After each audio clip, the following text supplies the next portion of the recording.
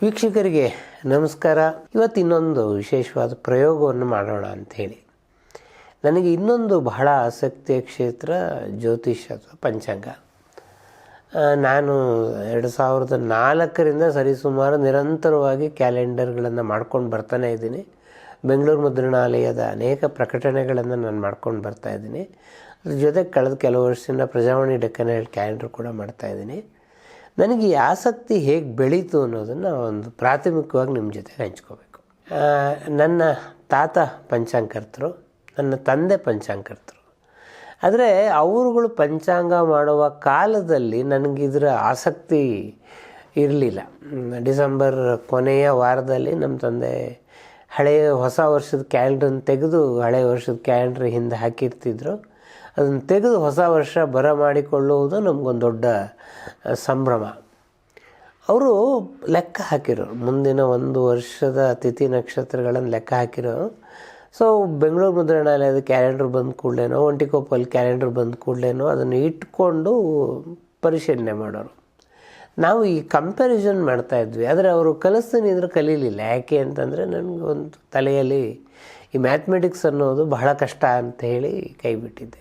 ನಾನು ಬೆಂಗಳೂರು ಮುದ್ರಣಾಲಯವನ್ನು ಸೇರಿದ್ದು ಕ್ಯಾಲೆಂಡರ್ ವಿಭಾಗಕ್ಕಲ್ಲ, ಮಲ್ಲಿಗೆ ಸಂಪಾದಕನಾಗಿ ಅಲ್ಲಿ ಸೇರಿದ್ದು. ಆಗ ಮತ್ತು ಬೆಂಗಳೂರು ಮುದ್ರಣಾಲಯಕ್ಕೂ ಒಂದು 12 ಜನ ಪಂಚಾಂಗಕರ್ತರು ಮಾಹಿತಿಗಳನ್ನು ಕೊಡ್ತಾಯಿದ್ರು. ನಾನು ಒಂದು ಸಲ ಅಲ್ಲಿ ಪಾರಂಪಳ್ಳಿ ನರಸಿಂಹ ಅಡಿಗ ಅಂತ ರಾಜಾಜಿನಗರಲ್ಲಿದ್ದರು.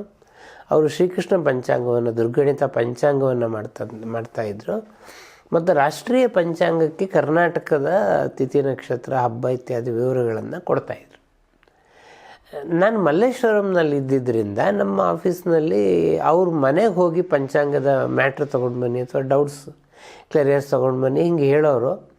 ನನಗೆ ಪಾರಂಪಳ್ಳಿ ನರಸಿಂಹ ಅಡಿಗ ಅವ್ರ ಮನೆಯಲ್ಲಿ ಹೋದಾಗ ಒಂದು ಸ್ವಲ್ಪ ಹೊತ್ತು ಅವ್ರ ಮನೇಲಿ ಕೂತಿದ್ದಾಗ ಇದ್ರ ಬಗ್ಗೆ ಅವ್ರು ಹೆಂಗೆ ಲೆಕ್ಕ ಹಾಕ್ತಾರೆ ಅನ್ನೋದು ಕುತೂಹಲ ಆಯಿತು. ಅವರು ನನಗೆ ದೃಗ್ಗಣಿತವನ್ನು ತಕ್ಕಮಟ್ಟಿಗೆ ಕಲಿಸಿದ್ರು. ಸೊ ಅಲ್ಲಿಗೆ ನನಗೊಂದು ತಿಥಿ ನಕ್ಷತ್ರ, ಅದರ ಸ್ವರೂಪ ಏನು, ಅದು ಹೆಂಗೆ ಲೆಕ್ಕ ಹಾಕ್ಬೋದು ಅನ್ನೋದನ್ನು ನಾನು ಪ್ರಾಥಮಿಕವಾಗಿ ಕಲ್ತ್ಕೊಂಡೆ. ಅದಾದ ಮೇಲೆ ಬೆಂಗಳೂರು ಮುದ್ರಣಾಲಯಕ್ಕೆ ಬಹಳ ಪ್ರಧಾನವಾಗಿ ಪಂಚಾಂಗ ಮಾಹಿತಿಯನ್ನು ಕೊಡ್ತಾ ಇದ್ದಂಥವರು ಎಸ್.ಎನ್. ಕೃಷ್ಣಾಜೇಸರು. ಅವರು ಮೈಸೂರಿನ ಆಸ್ಥಾನ ವಿದ್ವಾಂಸರು ಮತ್ತು ಕೃಷ್ಣಾಜೇಸರ ಪಂಚಾಂಗ ಅಂತಲೇ ಅವ್ರದ್ದು ಈಗಲೂ ಬಹಳ ಪ್ರಸಿದ್ಧವಾಗಿದೆ. ಅವ್ರ ಮೊಮ್ಮಕ್ಕಳು ಅದನ್ನು ಮುಂದುವರಿಸ್ಕೊಂಡು ಬಂದಿದ್ದಾರೆ. ನಾನು ಅವ್ರ ಹತ್ರ ಒಂದು ಸಲ ಕೇಳಿದೆ, ಸರ್ ನನಗೂ ಹೇಳ್ಕೊಡಿ ಸರ್, ನಾನು ಸೂರ್ಯ ಸಿದ್ಧಾಂತವನ್ನು ಕಲ್ತ್ಕೊಳ್ತೀನಿ, ಆರ್ಯಭಟಿಯ ಕಲ್ತ್ಕೊಳ್ತೀನಿ. ಅವರು ಇಲ್ಲ, ಹಾಗೆ ಯಾರಿಗೂ ಕಲಿಸಲ್ಲ, ಅದೆಲ್ಲ ಭಾಳ ಸುಲಭವಾದ ವಿದ್ಯೆ ಅಲ್ಲ ಅಂತಂದರು. ಒಂದು ಸಲ ಅವ್ರ ಪಂಚಾಂಗದ ಲೆಕ್ಕಾಚಾರವನ್ನು ನೋಡುವಾಗ ನನಗೆ ಒಂದು ತಿಥಿಯ ಲೆಕ್ಕಾಚಾರ ಗೊತ್ತಾಗಿತ್ತು. ಈಗ ನಮಗೆ ದಿನ ಅಂದರೆ 24 ಗಂಟೆ ಅಂತ ಹೇಳ್ತೀವಿ. ತಿಥಿ ಅಂದರೆ ಹಾಗಲ್ಲ, ಅದು 22.5 ಗಂಟೆಯಿಂದ 26.5 ಗಂಟೆವರೆಗೆ ನಡುವೆ ಇರೋದಕ್ಕೆ ಸಾಧ್ಯ, ಬೇರೆ ಬೇರೆ ಪ್ರಮಾಣದಲ್ಲಿ. ಅದಕ್ಕೂ ಕೆಲವು ಲೆಕ್ಕಾಚಾರಗಳಿದೆ, ಯಾಕೆ ಹಂಗಾಗತ್ತೆ ಅನ್ನೋದಕ್ಕೆ. ಒಂದು ತಿಥಿ ಲೆಕ್ಕಾಚಾರವನ್ನು ನಾನು ನೋಡಿದಾಗ ನಂಗೆ ಅದು ತಪ್ಪಾಗಿದೆ ಅಂತ ಅನ್ನಿಸ್ತು. ನಾನು ಹೇಳಿದೆ ಅವ್ರಿಗೆ, ಇಲ್ಲ ಸರ್ ಇದು ತಪ್ಪಾಗಿದೆ ಅಂತ. ಅವರಿಲ್ಲ, ನನ್ನ ಲೆಕ್ಕ ತಪ್ಪಾಗಿ ಸಾಧ್ಯ ಇಲ್ಲ ಅಂತ ವಾದ ಮಾಡಿದ್ರು. ನಾನು ಅದು ಯಾಕೆ ತಪ್ಪಾಗಿದೆ ಅನ್ನೋದನ್ನು ಹೇಳಿದೆ. ಯಾಕೆ ಅಂತಂದರೆ ಅಷ್ಟಮಿಯಿಂದ ಒಂದು ಹೆಚ್ಚಾಗಬೇಕು, ಇಲ್ಲ ಕಮ್ಮಿ ಆಗಬೇಕು, ಅದಕ್ಕೆ ಕೆಲವು ಕ್ರಮಗಳಿದೆ. ಅವರು ಹಾಗಾದರೆ ಒಂದೆರಡು ದಿನ ಬಿಟ್ಬಿಟ್ಟು ನೋಡಿ ಕಲಿತಿ, ಅದರ ಕೆಲವು ನಿಯಮಗಳಿದೆ ನಮ್ಮ ಹತ್ರ. ಏನು ಅಂದರೆ ಏಕವಸ್ತ್ರ ಉಟ್ಕೋಬೇಕು, ಚಾಪೆ ಮೇಲೆ ಮಲ್ಕೋಬೇಕು, ನಿನ್ನ ಅಡುಗೆ ನೀನೇ ಮಾಡ್ಕೋಬೇಕು, ಇದ್ಲು ಒಲೆ ಮೇಲೆ ಮಾಡ್ಕೋಬೇಕು, ಒಂದೊತ್ತು ಊಟ ಮಾಡಬೇಕು, ಪಂಚಾಂಗ ಕಲಿಯುವಾಗ ಇದನ್ನೆಲ್ಲ ಮಾಡಿದ್ರೆ ನಾನು ಹೇಳ್ಕೊಡ್ತೀನಿ ಅಂತಂದ್ರೆ. ನಮ್ಗೆ ವಯಸ್ಸು ಇತ್ತು, ಇದೆಲ್ಲ ಕಲೀಲೇಬೇಕು ಅಂತ ಹಠನೂ ಇತ್ತು. ನಾನು ಹೀಗೆ ಅವ್ರ ಹತ್ರ ಕಲ್ತ್ಕೊಂಡೆ. ಇದು ಕಲ್ತ್ಕೊಂಡ ಮೇಲೆ ನನಗೆ ಒಂಟಿಕೊಪ್ಪಲ್ ಪಂಚಾಂಗವನ್ನು ನೋಡ್ತಾ ಇದ್ದೆ. ಅವ್ರ ಲೆಕ್ಕಾಚಾರಕ್ಕೂ ನಮ್ಮ ಲೆಕ್ಕಾಚಾರಕ್ಕೂ ಒಂದು ಸಣ್ಣ ವ್ಯತ್ಯಾಸ ಬರೋದು. ಅವರು ವಾಕ್ಯ ರೀತಿಯಲ್ಲಿ ಕಳಿಸೋರು. ಆಗ ಸಿದ್ಧಾಂತಿ ವಿ ರಾಮಕೃಷ್ಣ ಶಾಸ್ತ್ರಿಗಳು ಒಂಟಿಕೊಪ್ಪಲ್ ಪಂಚಾಂಗವನ್ನು ಮಾಡ್ತಾಯಿದ್ರು. ಸಾಮಾನ್ಯ ನನಗೆಲ್ಲ ಹೇಳಿದ್ರು, ಇಲ್ಲ ಅವ್ರ ಮನೆಯವ್ರಿಗೆ ಬಿಟ್ಟು ಬೇರೆಯವ್ರಿಗೂ ಕಲಿಸಲ್ಲ, ನೀವು ಕೇಳಬೇಡಿ ಅಂತ. ಆದರೂ ನಾನು ರಾಮಕೃಷ್ಣ ಶಾಸ್ತ್ರಿಗಳು ಮನೆಗೆ ಹೋಗಿ ಕೇಳಿದೆ. ಅವ್ರು ಬಹಳ ಪ್ರೀತಿಯಿಂದ ಕಲಿಸಿದ್ರು, ಒಳ್ಳೆ ವಾಕ್ಯವನ್ನು ಕಲಿಸಿದ್ರು. ನಾನು ಒಂದು ಸಲ ಬಾಗಲಕೋಟೆಯಲ್ಲಿ ನಡೆದ ಅಖಿಲ ಭಾರತ ಕನ್ನಡ ಸಾಹಿತ್ಯ ಸಮ್ಮೇಳನದಲ್ಲಿ ಹೋದಾಗ ಅಲ್ಲಿ ಪಂಚಾಂಗ ಗಣಿತ ಅಂತ 2 ಪುಸ್ತಕಗಳನ್ನು ನೋಡಿದೆ ನಾನು. ಗದಗ್ ಪ್ರಕಾಶನ, ಅದನ್ನು ತೊಗೊಂಬಂದೆ. ಅದನ್ನು ಬರೆದಂಥವ್ರು ಬಸವೇಶ ಶಾಸ್ತ್ರಿ ಹಿರೇಮಠ ಅವರು ಸುಮಾರು ಮುಂದಿನ 100 ವರ್ಷದ ಲೆಕ್ಕಾಚಾರನ ಕೂಡ ಹಾಕಿದರು ಅವರು. ನಾನು ಆ ಪುಸ್ತಕಗಳನ್ನು ತೊಗೊಂಡು ಬಂದು ನಮ್ಮ ಲೆಕ್ಕಾಚಾರದ ಜೊತೆ ಕಂಪೇರ್ ಮಾಡಿದ್ರೆ ಕೆಲವು ಬೇಸಿಕ್ ವ್ಯತ್ಯಾಸಗಳಿತ್ತು. ಸೊ ನಾನೊಂದು ಬಸ್ ಹತ್ಕೊಂಡು ಸೀದಾ ಗದಗಕ್ಕೆ ಹೋದೆ ಅವ್ರ ಹತ್ರ ಕಲ್ತ್ಕೋಬೇಕು ಅಂತೇಳಿ. ಬಸವೇಶ್ವರ ಶಾಸ್ತ್ರಿ ಹಿರೇಮಠರು ಜೊತೆಗೆ ಜಾತಕ ತೋರಿಸೋದಕ್ಕೆ ಒಂದು 100 ಜನ ನಿಂತ್ಕೊಂಡಿದ್ರು. ಅಂದರೆ ಬೇರೆ ಏನೂ ದಾರಿ ಇಲ್ಲ ಅವ್ರನ್ನ ಭೇಟಿ ಮಾಡೋಕೆ. ಕ್ಯೂನಲ್ಲಿ ನಿಂತ್ಕೊಳ್ಳೇಬೇಕಿತ್ತು.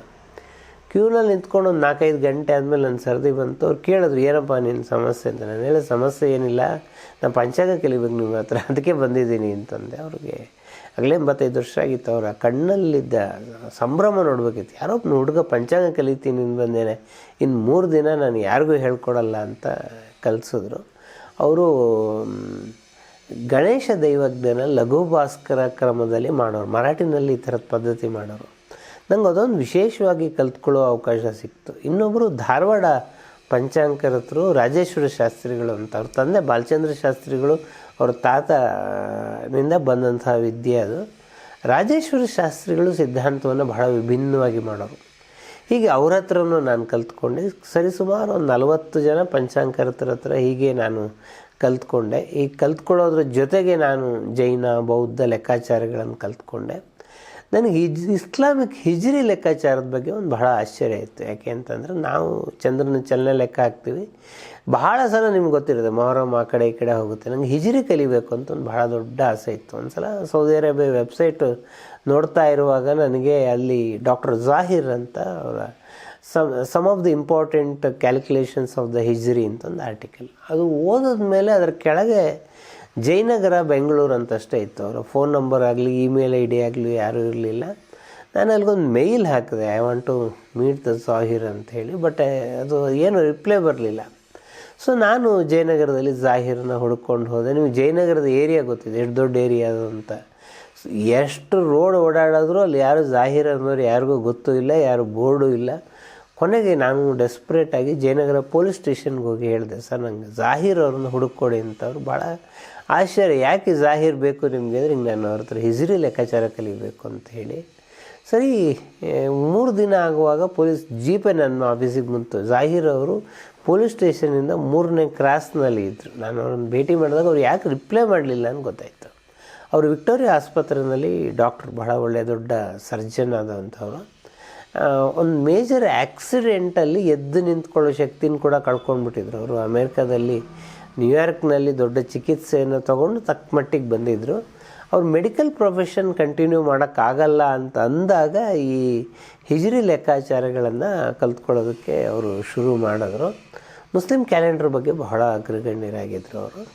ನಾನು ಅವ್ರ ಹತ್ರ ನನಗೆ ಹೇಳ್ಕೊಡಿ ಅಂತಂದೆ. ಅವ್ರಿಗೆ ಇಸ್ಲಾಮಿಕ್ ಕ್ಯಾಲೆಂಡರ್ ಅಲ್ಲ, ಅವ್ರಿಗೆ ಹಿಂದೂ ಕ್ಯಾಲೆಂಡರ್ ಗೊತ್ತಿತ್ತು, ಬೇರೆ ಬೇರೆ ಮಾದರಿ ಕ್ಯಾಲೆಂಡರ್ಗಳು ಕೂಡ ಗೊತ್ತಿತ್ತು. ಆಮೇಲೆ ನನಗೊಂದು ಬೇಸಿಕ್ ಅರ್ಥ ಆಗಿದ್ದೇನು ಅಂದರೆ, ನಾವು ಬರ್ತ್ ಆಫ್ ದ ಮೂನ್, ಅದು ನಿಮಗೆ ಅಮಾವಾಸ್ಯೆ ಆದಮೇಲೆ ಪಾಡ್ಯ, ಆಮೇಲೆ ಬಿದಿಗೆ, ಆಮೇಲೆ ತದಿಗೆ ಅಷ್ಟೇ ಲೆಕ್ಕ ಹಾಕ್ತೀವಿ. ಆದರೆ ಹಿಜ್ರಿನಲ್ಲಿ ಹಾಗಲ್ಲ. ಅವರಿಗೆ age of the Moon, direction of the Moon ಕೂಡ ಬಹಳ ಇಂಪಾರ್ಟೆಂಟ್. ಈ ಲೆಕ್ಕಗಳನ್ನು ನಾನು ಕಲ್ತ್ಕೊಂಡೆ. ಈ ಲೆಕ್ಕಗಳು ನಮಾಜ್ಗೆ ಬಹಳ ಇಂಪಾರ್ಟೆಂಟ್ ಆಗುತ್ತೆ. ಆಮೇಲೆ ನಾನು ಎಷ್ಟೋ ವರ್ಷ ಝಾಹಿರ್ ಅವ್ರು ಹೋದ ಮೇಲೆ ನಮಾಜ್ ಮುಹೂರ್ತಗಳನ್ನು ನಾನು ಕೆಲವು ಮಸೀದಿಗಳಿಗೆ ಇಟ್ಕೊಟ್ಟಿದ್ದು ಕೂಡ ಇದೆ. ಇದ್ರ ಜೊತೆಗೆ ಬಹಳ ಬೇರೆ ಬೇರೆ ದೇಶಗಳಿಗೆ ನಮ್ಮ ಝಾಹಿರ್ ಅವರಿಗೆ ಸಂಬಂಧ ಇತ್ತು. ಕುವೈತ್ ಕ್ಯಾಲೆಂಡರ್ ಅವರು ನಿರ್ಮಾಣ ಮಾಡಿಕೊಟ್ಟಿದ್ರು. ಕುವೈತ್ನ ಅಲ್ಗೋರಿಸಮ್ ಬಹಳ ಮಾಡರ್ನ್ ಕ್ಯಾಲೆಂಡರ್ ಅದು. ಇರಾಕ್, ಸಿರಿಯಾ, ಇಂಡೋನೇಷ್ಯಾ, ಮಲೇಷ್ಯಾ, ಹೀಗೆ ಎಲ್ಲ ಇಸ್ಲಾಮಿಕ್ ಕಂಟ್ರಿಯಲ್ಲಿ ಬೇರೆ ಬೇರೆ ಥರದ ಹಿಜ್ರಿ ಲೆಕ್ಕಾಚಾರ, ಒಂದೇ ಥರದ ಹಿಜ್ರಿ ಲೆಕ್ಕಾಚಾರ ಇಲ್ಲ. ನನಗೆ ಈ ಬೇರೆ ಬೇರೆ ಹಿಜ್ರಿ ಲೆಕ್ಕಾಚಾರಗಳನ್ನು ಕಲ್ತ್ಕೊಂಡು, ಹೀಗೆ ನನಗೆ ಈ ಜಗತ್ತಿನ ಪಂಚಾಂಗ ಕ್ರಮದ ಬಗ್ಗೆ ಒಂದು ಬಹಳ ದೊಡ್ಡ ಕುತೂಹಲ. ನಾನು ಹೀಗಾಗಿ ಕ್ಯಾಲೆಂಡರ್ ಇತಿಹಾಸ ಮತ್ತು ವರ್ತಮಾನ ಈ ಪುಸ್ತಕವನ್ನು ಬರೆದೆ. ಇದು ನಂಕಿತ ಪ್ರಕಾಶನದವ್ರು ಈ ಪುಸ್ತಕ ಪ್ರಕಟಿಸಿದ್ದಾರೆ. ಇದರಲ್ಲಿ ನನ್ನ ಹುಡುಕಾಟ ಮತ್ತು ನಾನು ಏನೇನು ಕಲ್ತ್ಕೊಂಡೆ ಈ ವಿವರಗಳು ಈ ಪುಸ್ತಕದಲ್ಲಿ ಇದೆ. ಇದಾದಮೇಲೆ ನಮ್ಮ ವಾಹಿನಿಯಲ್ಲಿ ಒಂದು ಪ್ರಯತ್ನ ಮಾಡ್ಬೋದು ಅನ್ನಿಸ್ತು. ಯಾಕೆ ಬಹಳ ಮುಖ್ಯವಾದ ಉದ್ದೇಶ ಏನು ಅಂತಂದರೆ, ಭಾರತೀಯ ಪಂಚಾಂಗ ಗಣಿತ ಇದೆಯಲ್ಲ, ಇದೊಂದು ಬಹಳ ವೈಜ್ಞಾನಿಕವಾದ ಚಿಂತನಾ ಕ್ರಮ. ಇವತ್ತು ನಿಮಗೆ ಬೆಳಗ್ಗೆ ಟಿ ವಿ ಹಾಕಿದ್ರೆ ನನಗೆ ಭಯ ಆಗುತ್ತೆ. ಯಾವುದೇ ಆಧಾರವಿಲ್ಲದೆ ತಪ್ಪು ಜ್ಯೋತಿಷ್ಯಗಳನ್ನು ಹೇಳ್ತಾ ಇದ್ದಾರೆ. ಅವು ನಮಗೆ ಅಟ್ಲೀಸ್ಟ್ ಗೊತ್ತಿರೋದನ್ನಾರು ಜನರಿಗೆ ಹಂಚ್ಕೋಬಹುದು ಅಂತ ಅನಿಸಿ ಇದೊಂದು ಪ್ರಯತ್ನವನ್ನು ನಾನು ಸಂಕ್ರಾಂತಿ ಬಗ್ಗೆ ಒಂದು ಬಹಳ ವಿಶೇಷವಾದ ಸಂಗತಿಯನ್ನು ನಾನು ನಿಮ್ಮ ಜೊತೆಗೆ ಹಂಚ್ಕೋಬೇಕು. ಹಾಗೇನು ಮುಂಚೆ ಈ ವರ್ಷ ಸಂಕ್ರಾಂತಿ ಜನವರಿ 15ಕ್ಕೆ ಬಂದಿದೆ. ಸಾಮಾನ್ಯಕ್ಕೆ ಸಂಕ್ರಾಂತಿ ಯಾವಾಗಲೂ ಜನವರಿ 14ಕ್ಕೆ ಬರುತ್ತೆ. ಯಾಕೆ 15ಕ್ಕೆ ಬಂದಿದೆ ಅಂದರೆ ಬಹಳ ಅಪರೂಪ ಅಲ್ಲ, ಹಿಂಗೆ 15ಕ್ಕೆ ಬರುತ್ತೆ. ಹಿಂದೆ ಕೂಡ ಬಂದಿದ್ದಿದೆ. ಒಂದು ಯೂಟ್ಯೂಬ್ ನೋಡಿದೆ ನಾನು. ಯೂಟ್ಯೂಬಲ್ಲಿ ಯಾರೋ ಒಬ್ಬರು ಹೀಗೆ ಮಾತಾಡ್ತಾಯಿದ್ರು. ಅವ್ರು ಹೇಳಿದ್ರು, ಸೂರ್ಯ 1 ಡಿಗ್ರಿಯಷ್ಟು ಮುಂದಕ್ಕೆ ಹೋಗಿದ್ದಾನೆ, ಆದ್ದರಿಂದ ಇನ್ಮೇಲೆ ಜನವರಿ 15ಕ್ಕೆ ಬರುತ್ತೆ, 2080 ಆದಮೇಲೆ ಜನವರಿ 16ಕ್ಕೆ ಹೋಗುತ್ತೆ ಅಂತೇನೋ ಕತೆ ಹೇಳ್ತಾಯಿದ್ರು. ನಾನು ಅಂಥದ್ದು ನೋಡಿ ಜನ ಇಂಥವೆಲ್ಲ ಕತೆ ಹೇಳುವಾಗ ನಾವು ಇರೋ ಸತ್ಯ ಏನು ಅಂತ ಹೇಳಬೇಕು ಅಂತ ನಂಗೆ ಅನ್ನಿಸ್ತು. ಒಂದು ಬಹಳ ಮುಖ್ಯವಾಗಿ ನಾವು ಮುಂದಕ್ಕೆ ಹೋಗೋದು ಹಿಂದಕ್ಕೆ ಹೋಗೋದು ಅಂತ ಹೇಳ್ತೀವಲ್ಲ, ಇದು ಭೂಮಿ ಮೇಲೆ ನಿಂತ್ಕೊಂಡು ಹೇಳೋ ವಿಷಯ. ಇದು ಆಕಾಶದ್ದಲ್ಲ. ಆಕಾಶದಲ್ಲಿ ಹಿಂದೆ ಮುಂದೆ ಅನ್ನೋದಕ್ಕೆ ಅರ್ಥವೇ ಇಲ್ಲ ಆ್ಯಕ್ಚುಲಿ. ಯಾವ ಕಡೆ ಅದು ಕೇಂದ್ರ ಯಾವುದು ಆಕಾಶಕ್ಕೆ? ಭೂಮಿಗಾದರೂ ನಾವು ನಿಂತಿರೋದು ಒಂದು ಕೇಂದ್ರ, ಆಕಾಶಕ್ಕೆ ಕೇಂದ್ರವಿಲ್ಲ. ಅದರಿಂದ ಸೂರ್ಯ 1 ಡಿಗ್ರಿ ಮುಂದಕ್ಕೆ ಹೋಗ್ತಾನೆ, ಅದು ನಿಜವಾ ಅಂತ ಕೇಳಿದರೆ ಖಂಡಿತ ನಿಜ. ನಮ್ಮ ಭಾರತೀಯ ಪಂಚಾಂಗಕರ್ತರಿಗೆ ತುಂಬ ಚೆನ್ನಾಗಿ ಗೊತ್ತಿತ್ತು. ಪ್ರತಿ 72 ವರ್ಷಕ್ಕೆ ಸೂರ್ಯ 1 ಡಿಗ್ರಿ ಮುಂದಕ್ಕೆ ಹೋಗ್ತಾನೆ. ಅದು ನೀವು ಬೇಕು ಅಂದರೂ ಹೋಗ್ತಾನೆ, ಬೇಡ ಅಂದರೂ ಹೋಗ್ತಾನೆ. ಒಂದು ಮೂಮೆಂಟ್ ಇರೋದೇ ಹಾಗೆ. ಸೂರ್ಯ ಒಬ್ಬನೇ ಮುಂದಕ್ಕೆ ಹೋಗಲ್ಲ, ಅವನು ಸೌರಮಂಡಲದ ಸಹಿತವಾಗಿ ಭೂಮಿ, ಗುರು, ಶುಕ್ರ, ಯಾರ್ಯಾರು ಅವನ ಜೊತೆ ಸುತ್ತಾ ಇದ್ದಾರೋ ಅದೆಲ್ಲ ಸೌರಮಂಡಲದ ಸಹಿತವಾಗಿ ಮುಂದಕ್ಕೆ ಹೋಗ್ತಾನೆ. ಹೀಗೆ ಮುಂದಕ್ಕೆ ಹೋಗೋದ್ರಿಂದ ಭೂಮಿಯ ಮೇಲೆ ನಿಂತ್ಕೊಂಡು ನಾವು ಮಾಡುವ ಲೆಕ್ಕಾಚಾರದಲ್ಲಿ ಯಾವ ವ್ಯತ್ಯಾಸವೂ ಆಗಲ್ಲ. ಅದರಿಂದ ಇದು ಸೂರ್ಯ 1 ಡಿಗ್ರಿ ಮುಂದಕ್ಕೆ ಹೋಗಿರೋದಕ್ಕೆ ಕಾರಣವೂ ಅಲ್ಲ, ಮತ್ತು 1 ಡಿಗ್ರಿ ಅವ್ನು ಮುಂದಕ್ಕೆ ಹೋಗೋದು ಇನ್ನು 2080ಕ್ಕೆ. ಅಲ್ಲಿವರೆಗೂ ನಮ್ಗೆ ಸಾಕಷ್ಟು ಸಮಯ ಇದೆ ಲೆಕ್ಕಾಚಾರ ಹಾಕೋದಕ್ಕೆ. ಆದರೆ ಯಾಕೆ ಈ ಸಲ ಜನವರಿ 15ಕ್ಕೆ ಬಂತು ಅನ್ನೋದಕ್ಕೆ ಕಾರಣ ಇದೆ. ಸೂರ್ಯ ಮಕರ ರಾಶಿಯನ್ನು ಪ್ರವೇಶ ಮಾಡೋದು ಜನವರಿ 14ರ ಮಧ್ಯರಾತ್ರಿ 1:22 ಎಲ್ಲ ಸಂಕ್ರಮಣಗಳಿಗೂ ಕೂಡ ಕೆಲವು ಸಂಕ್ರಮಣಗಳಿಗೆ ಪುಣ್ಯಕಾಲವನ್ನು ಹಿಂದಕ್ಕೆ ತೊಗೊಳ್ತೀವಿ, ಕೆಲವು ಸಂಕ್ರಮಣಗಳಿಗೆ ಮುಂದಕ್ಕೆ ತೊಗೊಳ್ತೀವಿ, ಕೆಲವು ಸಲ ಸಂಕ್ರಮಣ ಕಾಲಕ್ಕೆ ಪುಣ್ಯಕಾಲವನ್ನು ತಗೊಳ್ತೀವಿ. ಮಕರ ಸಂಕ್ರಮಣದಲ್ಲಿ ನೀವು 40 ಗಳಿಗೆ ಮುಂದಕ್ಕೆ ತೊಗೋಬೇಕು. ಹೀಗಾಗಿ ಏನಾಗುತ್ತೆ ಅಂತಂದರೆ ನಿಮಗೆ ಸಿದ್ಧಾಂತ ರೀತಿಯಲ್ಲಿ 15ನೇ ತಾರೀಕು 12:15ಕ್ಕೆ ಪುಣ್ಯಕಾಲ ಸಿಗುತ್ತೆ. ವಾಕ್ಯದಲ್ಲಿ ಬೆಳಗ್ಗೆ 10:33ಕ್ಕೆ ಸಿಗುತ್ತೆ. ದೃಗ್ಗಣಿತದಲ್ಲಿ ಬೆಳಗ್ಗೆ 6:37ಕ್ಕೆ ಸಿಗುತ್ತೆ. ಎಲ್ಲ ಲೆಕ್ಕಾಚಾರಗಳ ಪ್ರಕಾರ ಕೂಡ 15ಕ್ಕೆ ಪುಣ್ಯಕಾಲ ಬಂದಿರೋದರಿಂದ ಸಹಜವಾಗಿ ಈ ಆಚರಣೆ 15ಕ್ಕೆ ಇರುತ್ತೆ. ಯಾಕೆ ಹಿಂಗಾಯಿತು? ಬೇರೆ ವರ್ಷ ಯಾಕೆ ಹಿಂಗಾಗಲಿಲ್ಲ ಅನ್ನೋ ಪ್ರಶ್ನೆಯನ್ನು ನೀವು ಕೇಳಿಕೊಂಡ್ರೆ, ಸೌರಮಾನ ಭೂಮಿ ಸೂರ್ಯನನ್ನು ಸುತ್ತುವ ಚಲನೆಯನ್ನು ಲೆಕ್ಕಾಚಾರವಾಗಿ ಇಟ್ಕೊಂಡಿರೋದು. ನಾವು ಪ್ರತಿ ಸಂಕ್ರಮಣ ಅಂತ ಏನು ಲೆಕ್ಕ ಹಾಕ್ತೀವಿ ಅದು ಭೂಮಿಯ ಟರ್ನಿಂಗ್ ಪಾಯಿಂಟ್. ಈ ಲೆಕ್ಕಾಚಾರದ ಪ್ರಕಾರ ನಾವು 365 ದಿನಕ್ಕೆ 1 ಸೌರ ವರ್ಷ ಅಂತ ಲೆಕ್ಕ ಹಿಡಿತೀವಿ. ಆದರೆ ನಮಗೆ ಗೊತ್ತಿದೆ 365 ಅಲ್ಲ, 365.256363.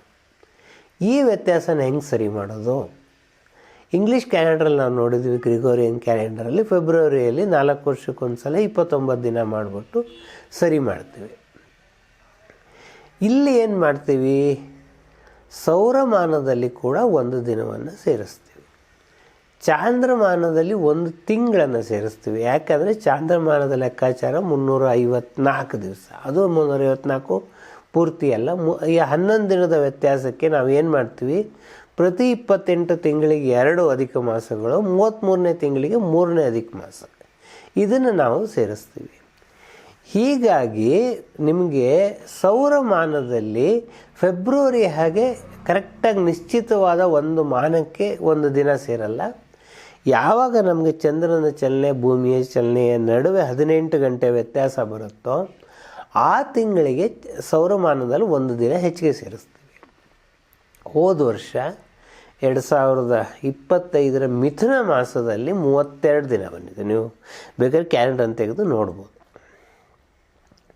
ಮುಂದಿನ ವರ್ಷ ಯುಗಾದಿಯ ಕಳೆದ ಮೇಲೆ ಜ್ಯೇಷ್ಠ ಮಾಸ ಅಧಿಕವಾಗಿ ಬರುತ್ತೆ. ಯಾವಾಗ ಸೌರ ಅಧಿಕ ಮತ್ತು ಚಾಂದ್ರ ಅಧಿಕ ಪ್ರತ್ಯೇಕ ಸಂವತ್ಸರಗಳಲ್ಲಿ ಬರುತ್ತೋ ಲೆಕ್ಕ ಹಾಕ್ಕೊಳ್ಳಿ. ವಿಶ್ವಜಿತರಲ್ಲಿ ಸೌರ ಅಧಿಕ ಬಂದಿದೆ, ಪರಾಭವ ನಾಮ ಸಂವತ್ಸರದಲ್ಲಿ ಚಾಂದ್ರ ಅಧಿಕ ಬರುತ್ತೋ ಅಂತಹ ಸಂದರ್ಭದಲ್ಲಿ ಪೂರ್ತಿ 24 ಗಂಟೆ ವ್ಯತ್ಯಾಸ ಅಲ್ಲವಾದ್ದರಿಂದ ಅದು 12 ಗಂಟೆ ವ್ಯತ್ಯಾಸ ಆಗಿರೋದ್ರಿಂದ ಸಂಕ್ರಮಣ ಕಾಲ ಮುಂದಕ್ಕೆ ಹೋಗೋದು ಅನಿವಾರ್ಯ. ಅದು ಮುಂದಕ್ಕೆ ಹೋಗುತ್ತೆ. ಮುನ್ನೊರ್ಷ ಏನಾಗುತ್ತೆ? ಪ್ರತಿ ಸಂಕ್ರಮಣ ಕೂಡ 6 ಗಂಟೆ 12 ನಿಮಿಷ 19 ಸೆಕೆಂಡ್ಗಳಷ್ಟು ಹಿಂದಕ್ಕೆ ಹೋಗುತ್ತೆ. ಮುಂದಿನ ವರ್ಷಕ್ಕೆ 14ನೇ ತಾರೀಕಿಗೆ ಬರೋಕ್ಕೆ ಯಾವ ಸಮಸ್ಯೆಯೂ ಆಗಲ್ಲ.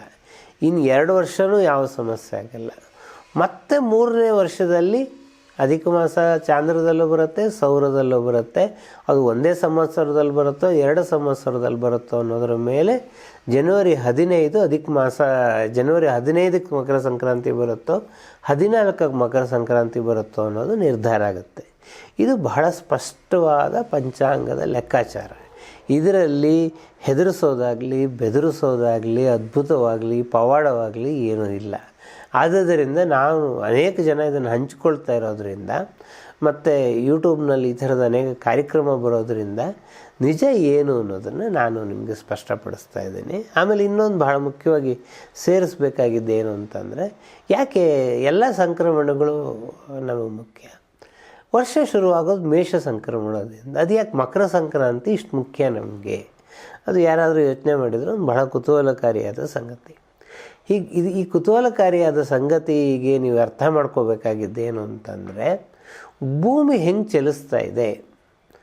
ಬಹಳ ಜನ ಭೂಮಿ ಸುತ್ತಾಗ್ತಾ ಇದೆ ಅಂದ್ಕೊಳ್ಳಿ, ಹೆಂಗೆ ಸುತ್ತಾಗ್ತದೆ, ಚೆಂಡಿನ ಥರ ಅಂತ ಅಂದ್ಕೊಳ್ತಾರೆ. ಭೂಮಿ ಚೆಂಡಿನ ಥರ ತಿರುಗ್ತಾ ಇಲ್ಲ, ಭೂಮಿ ಬುಗುರಿ ಥರ ತಿರುಗ್ತಾ ಇರೋದು. ಮತ್ತು 23.5 ಡಿಗ್ರಿ ವಾಲ್ಕೊಂಡು ಭೂಮಿ ತಿರುಗ್ತಾ ಇದೆ. 23.5 ಡಿಗ್ರಿ ವಾಲ್ಕೊಂಡು ತಿರುಗ್ತಾ ಇರೋದ್ರಿಂದಲೇ ನಮಗೆ ಚಳಿಗಾಲ, ಮಳೆಗಾಲ, ಬೇಸಿಗೆ ಕಾಲಗಳು ನಿರ್ಧಾರ ಆಗ್ತಾ ಇರೋದು. ಈ ವಾಲುವಿಕೆಗೆ ಅನುಗುಣವಾಗಿ ನಾವು 4 ಬಿಂದುಗಳನ್ನು ಸೃಷ್ಟಿ ಮಾಡಿಕೊಂಡಿದ್ದೇವೆ.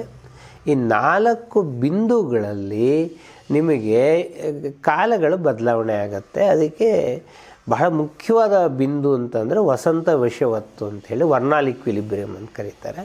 ಇದು ವರ್ನಾಲ್ ಈಕ್ವಿಲಿಬ್ರಿಯಮ್ ಕ್ರಿಶ್ಚಿಯನ್ರಿಗೂ ಬಹಳ ಮುಖ್ಯವಾದದ್ದು, ಮುಸ್ಲಿಮರಿಗೂ ಬಹಳ ಮುಖ್ಯವಾದದ್ದು, ಹಿಂದೂಗಳಿಗೂ ಬಹಳ ಮುಖ್ಯವಾದದ್ದು. ಸಾಮಾನ್ಯಕ್ಕೆ ಡಿಸೆಂಬರ್ 22ಕ್ಕೆ ಕ್ರಿಸ್ತಪೂರ್ವ 2050ರಿಂದ ಕ್ರಿಸ್ತಪೂರ್ವ 100ರವರೆಗೆ ವಸಂತ ವಿಷವತ್ತು ಜನವರಿ ನಾವೇನು ಮಕರ ಸಂಕ್ರಾಂತಿ ಮಾಡ್ತಾಯಿದ್ವಿ, ಮಕರ ಬಿಂದುನಲ್ಲಿ ಅದು ಬರ್ತಾಯಿತ್ತು. ಅದಕ್ಕೆ ಕುಂಭಕ್ಕೆ ಬಂದಿದೆ. ಆದರೆ ಮಕರ ಬಿಂದುವಿನಲ್ಲಿ ಹೊಸ ವರ್ಷ ಅವಾಗ ಶುರುವಾಗ್ತಾಯಿತ್ತು. ಹೊಸ ವರ್ಷ ಆರಂಭವಾಗುತ್ತಿದ್ದ ಕಾರಣಕ್ಕಾಗಿ ಮಕರ ಸಂಕ್ರಾಂತಿಗೆ ಮಹತ್ವ ಬಂತು. ಆದರೆ ನಿಮಗೆ ಕಾಲ ಬದಲಾವಣೆ ಆಗ್ತಾ ಹೋದಂಗೆ ಲೆಕ್ಕಾಚಾರಗಳು ಬದಲಾವಣೆ ಆಗ್ತಾ ಹೋಗ್ತವೆ. ಇವತ್ತು ನಿಮಗೆ ಹೊಸ ವರ್ಷ ಮೇಷ ಮಾಸದಲ್ಲಿ ಸಂಭವಿಸ್ತಾ ಇದೆ. ಆದರೆ ನಾವು ಹಳೆಯ ಯುಗಾದಿಯ ಸಂಭ್ರಮಕ್ಕಾಗಿ ಮಕರ ಸಂಕ್ರಾಂತಿಯನ್ನು ಇನ್ನೂ ಇಟ್ಕೊಂಡಿದ್ದೇವೆ. ಮಕರ ಸಂಕ್ರಾಂತಿಯಲ್ಲಿ ಕೆಲವು ಮ್ಯಾಗ್ನೆಟಿಕ್ ಡೈರೆಕ್ಷನ್ನಲ್ಲಿ ಭೂಮಿಯಲ್ಲಿ ಕೆಲವು ಬದಲಾವಣೆಗಳಾಗ್ತವೆ. ಈ ಬದಲಾವಣೆಗಳನ್ನು ಲೆಕ್ಕ ಹಾಕುವುದಕ್ಕಾಗಿ ನಮಗೆ ಜ್ಯೋತಿಷ್ಯದ ದೃಷ್ಟಿಯಿಂದ ಕೂಡ ಮಕರ ಸಂಕ್ರಾಂತಿ ಬಹಳ ಮುಖ್ಯವಾದದ್ದು. ಇದು ಮಕರ ಸಂಕ್ರಾಂತಿಯ ಹಿನ್ನೆಲೆಯಲ್ಲಿ ನಾನು ಹೇಳಿರ್ತಕ್ಕಂಥ ಕೆಲವು ಸಂಗತಿಗಳು. ಮುಂದಿನ ಸಂಚಿಕೆಯಲ್ಲಿ ನಿಮಗೆ ಮಕರ ಸಂಕ್ರಾಂತಿ ಯಾವ್ಯಾವ ರಾಶಿಯಲ್ಲಿ ಎಂತೆಂಥ ಪರಿಣಾಮವನ್ನು ಬೀರುತ್ತೆ ಅನ್ನೋದ್ರ ಬಗ್ಗೆ ನಾನು ಕೆಲವು ಮಾಹಿತಿಯನ್ನು ನಿಮಗೆ ಕೊಡ್ತೇನೆ.